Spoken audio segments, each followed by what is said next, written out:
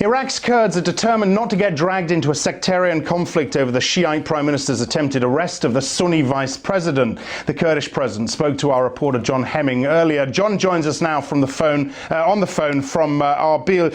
John, before we get into this sectarian conflict, just give us a sense, the sense you got from him, from the president, of how he feels things are progressing in the region in the north.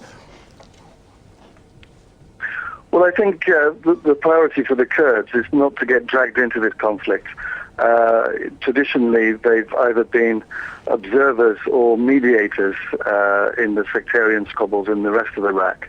But this situation with the Vice President Tariq al-Hashemi has dragged them somewhat unwillingly into the center stage of this situation.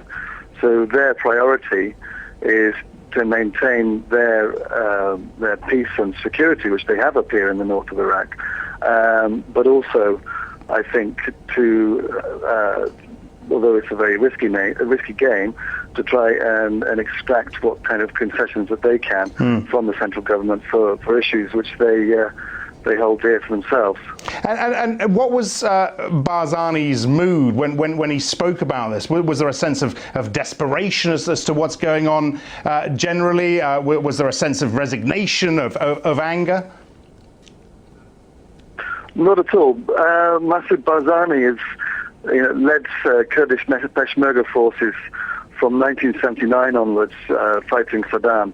And he's a veteran of many guerrilla campaigns in the mountains, and he's a very cool customer indeed. When you talk to him, he looks you right in the eye. He listens very carefully to the questions and answers very precisely and concisely.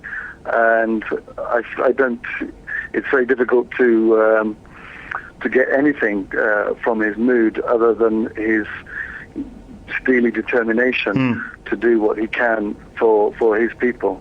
In terms of the sectarian strife, he said he's ready to host a conference between the two sides. Any indication from him of when that might be and where that might take place?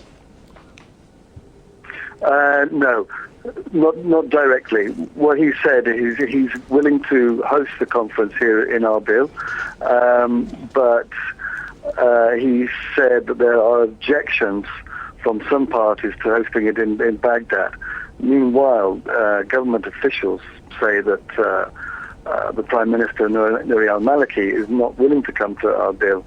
And it's my understanding that the President of Iraq, Jalal Talabani, has proposed a compromise of holding it in the city of Kirkuk. And my understanding is that is being discussed at the moment. Also, the other sticking point is that Maliki is wanting the situation of Tariq al-Hashemi, the vice president, cleared up before this conference starts. Now that looks unlikely. So there are a number of major sticking points to overcome before this conference gets underway. And just to finish up with, John, did you get any sense from Barzani as to what he thinks might be the fate of Hashemi? Well, he said it should be left to the courts. Whatever the courts should decide, he'll be happy to go along with. Now, bearing in mind, in the past, Hashemi has not been very pro-Kurdish in his statements.